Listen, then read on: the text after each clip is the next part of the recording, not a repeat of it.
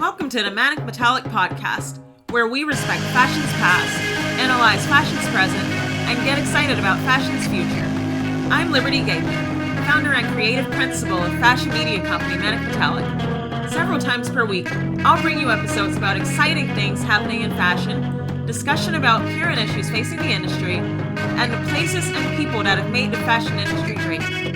Be sure to subscribe to our newsletter and follow us on Instagram at the Manic Podcast and at Manic, both linked in our show notes. Now, let's get into today's episode. Welcome to the Manic Podcast. I'm Liberty, your host. Today's Who Is episode centers around the fashion journalists that turn fashion into a subject of news on which to report. We're going to talk about Virginia Pope. Virginia Pope was born on June 29, 1885, in Chicago, Illinois, to parents Francis C. Pope and Betty Hamilton Pope. After her father died when she was 5 years old, she and her mom began a life of touring Europe. Her European childhood saw her become fluent in French, Italian, and German, which would help her later in her career. She would not return back to her hometown of Chicago until she was 20 years old. A long stay in Chicago wasn't to be. Roughly a decade after having returned, Pope left Chicago again during World War I to join the Red Cross. In the post-World War I era, she tried multiple careers on to see which would fit. She worked in social work for a time at Hull House under Jane Addams. She then became a dancer at the Maxine Elliott Theater in New York City with French singer Yvette Guilbert. Virginia Pope's first published piece, which ran in the New York Times in 1923, would follow these ventures. The subject matter of this piece was the Oberammergau players from Germany that were appearing in New York at the time. Her German skills came into play here when interviewing them. Her next articles were Christmas writings with the setting of an Italian neighborhood. For these articles, she spoke Italian to conduct interviews for the article. It was after this that the New York Times hired her on as a member of the paper's Sunday staff in 1925. In 1933, she became the fashion editor of the New York Times. The 22-year period that she served in the role saw a revolutionizing of the way in which fashion was written about. She was the first person to begin reporting on fashion as a business, in addition to reporting on the shows.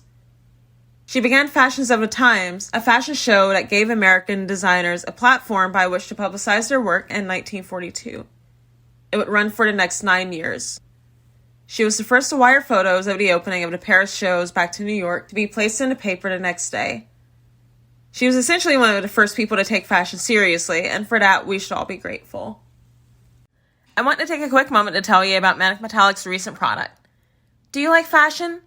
Does it matter to you beyond just entertainment value?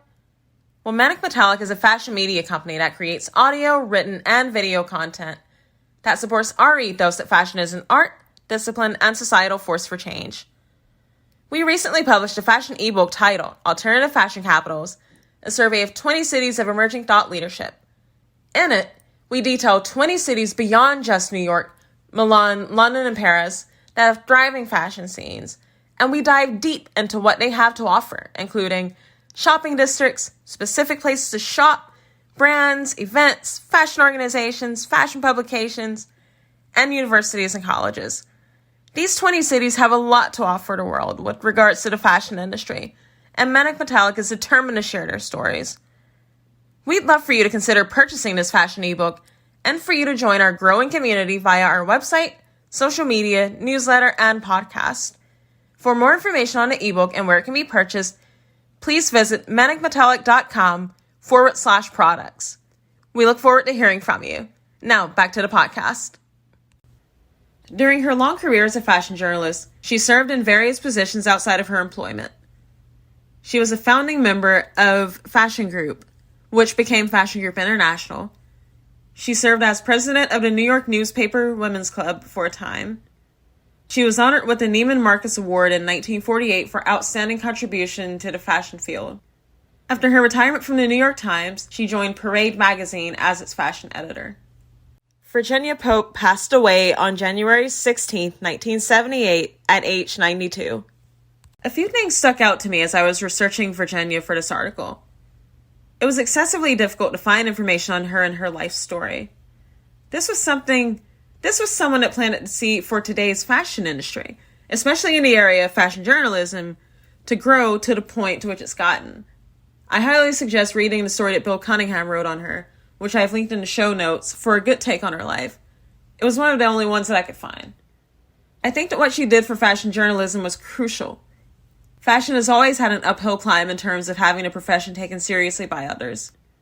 If someone works in fashion, I feel that a sizable amount of people still look at them with a sense of skepticism and contempt, which I'll get to that topic in an upcoming episode. The more people that we can get to take our profession seriously, the better, ourselves included.